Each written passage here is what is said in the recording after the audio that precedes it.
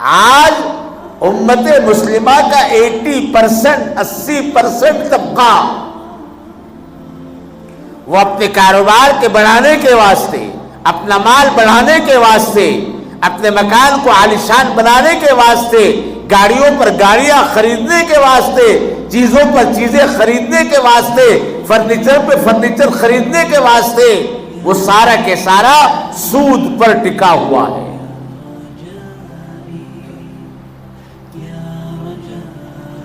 اور اسے کوئی گناہ نہیں سمجھتا۔ حالانکہ سود کیا ہے کہ آپ نے کسی کو پیسہ دیا،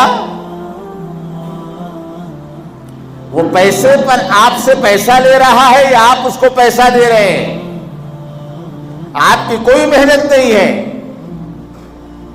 آپ نے کسی کے پاس 10 لاکھ روپے جمع کر دیے ہیں اور اس سے کہہ رہے کہ صاحب مہینے کو 10,000 روپے دینا، یہ سود۔ آپ بینک سے گاڑی خرید رہے، وہ گاڑی کی قیمت 1 کروڑ روپے، آپ 1,25 لاکھ دے رہے ہیں، وہ 25 لاکھ روپے سود۔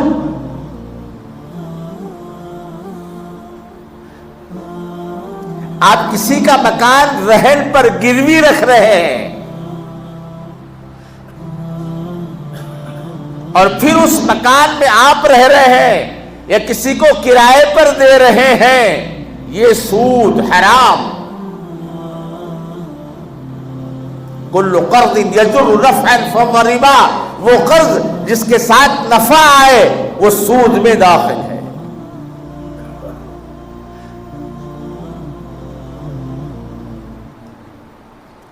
اور قرآن کریم نے اس سے اتنا بڑا گناہ کہا ہے کہ شراب اتنا بڑا گناہ نہیں ہے، زنا اتنا بڑا گناہ نہیں ہے۔ آپ الف لام میم سے اخیر والناس تک دیکھ لو، آپ قرآن کی کسی آیت میں یہ نہیں کہا کہ شراب پر یہ ہوگا اور زنا پر یہ ہوگا، لیکن سود کے بارے میں یوں کہا اگر کوئی سودی کاروبار کرتا ہے، سود لیتا اور دیتا ہے تو فرمایا یا ایھا الذین آمنوا اتقوا اللہ وذروا ما بقی الربا ان کنتم مؤمنین فإن لم تفعلوا فاذروا بحرب من اللہ ورسولہ۔ ایمان والو، اگر تم سود سے نہیں باز آتے اور تم سود سے نہیں رکتے تو اللہ اور اس کا رسول تم سے جنگ کا اعلان کرتا ہے۔ خدا سے جنگ، خدا کے نبی سے جنگ۔ شراب کے بارے میں یہ نہیں کہا کہ شراب پینے والا خدا سے جنگ کر رہا، حالانکہ بہت بڑا گناہ ہے۔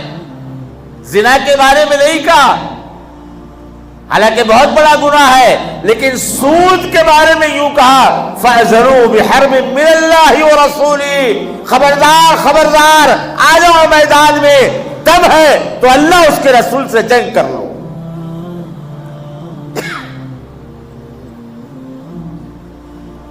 بڑے سے بڑے سورما ہو، بڑے سے بڑا کیپٹل ہو، بڑے سے بڑا پاور والا ہو، بڑی سے بڑی طاقت والا ہو، بڑے سے بڑا سپر پاور ہو، آ جاؤ میدان میں کود جاؤ، اللہ اس کا رسول تم سے جنگ کی بات کرتا ہے۔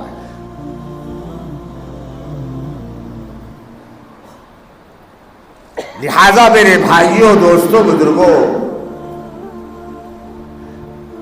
سود آپ اس کا کوئی بھی نام لے لیجئے، مختلف نام اس کے رکھے ہوئے ہیں۔ رشوت، ہم کسی کا کام کر رہے ہیں، اس کام کی ہمیں تنخواہ ملتی ہے، صبح 10 سے لے کر 5 بجے تک گورنمنٹ یا وہ محکمہ ہمیں تنخواہ دیتا ہے، اس کام کرنے پر کچھ دیا یا لیا جا رہا ہے، یہ رشوت ہے، سود ہے، حرام ہے۔ اور حدیث میں فرمایا الراشی والمرتشی کلاہما فی النار، رشوت لینے والا اور دینے والا دونوں جہنم کی آگ میں۔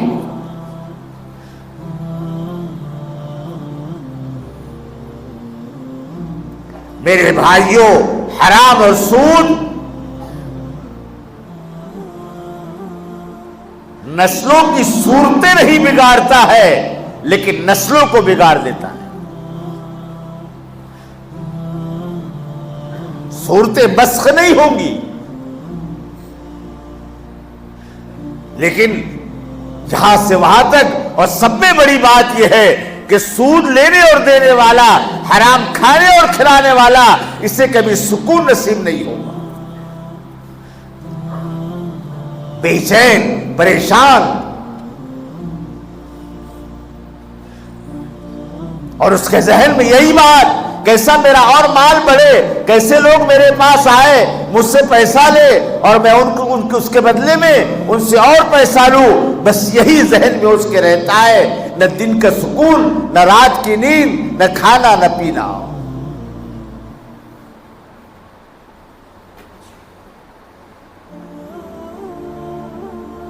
اور پھر قرآن نے یوں کہا کہ جو سودی کاروبار کرتا ہے، سود کا لین دین کرتا ہے، یتخبطہ من المس، وہ آخرت میں اس طرح اٹھے گا جیسے پاگل اٹھتا ہے، مرغی کا دورہ پڑتا ہے جس کو، دائیں گر رہا ہے، بائیں گر رہا ہے، آگے گر رہا ہے، پیچھے گر رہا ہے۔ ایک حدیث میں آتا ہے من خقا، کہ ایسے جیسے اس کا گلا کوئی دبا رہا ہے، گلا گھونٹ رہا ہے، اس طریقے سے وہ حشر کے میدان میں اٹھے گا۔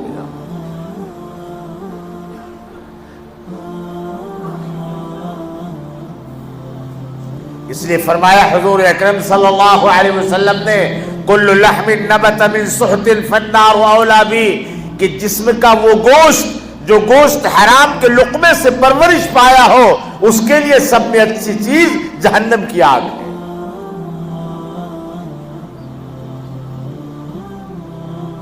آج کل مختلف طریقے نکل گئے۔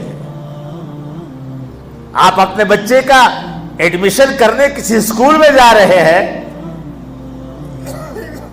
صاحب اتنا ڈونیشن، نام کیا اچھا، ماشاءاللہ ڈونیشن، کس بات کا ڈونیشن لے رہے ہیں آپ؟ جب بچہ ماہانہ آپ کو فیس دے رہا ہے، اس کے سرپرست ماہانہ آپ کو فیس دے رہے ہیں، آپ ڈونیشن کس چیز کا لے رہے ہیں؟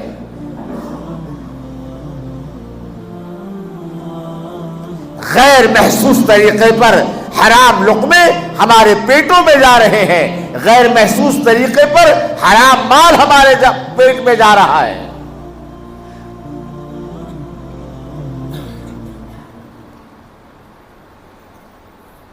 لکھا ہے کتابوں میں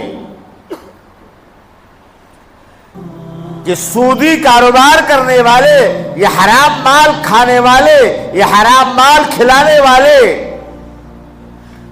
اللہ کے نیک بندوں کی دعاؤں میں سے ان کا حصہ ختم کر دیا جاتا ہے۔ کوئی اللہ والا ہے، آپ اس سے کہو دعا کرو، تو کہتا ٹھیک ہے، اسے نہیں معلوم، وہ دعا کرے گا آپ کے لیے، حصہ ختم۔ امام غزالی نے لکھا اس بات کو۔